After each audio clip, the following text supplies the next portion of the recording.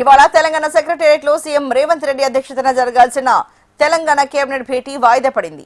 అయితే ఉదయం 11:30 అందుబాటులో ఉన్న మంత్రులతో రాష్ట్ర సచివాలయంలో సీఎం రేవంత్ రెడ్డి సమావేశం కానున్నారు.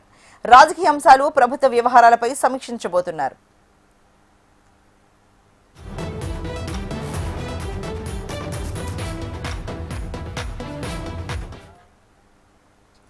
ఇవాళ తెలంగాణ సెక్రటేరియట్ లో సీఎం రేవంత్ రెడ్డి అధ్యక్షతన జరగాల్సిన తెలంగాణ కేబినెట్ భేటీ వాయిదా పడింది.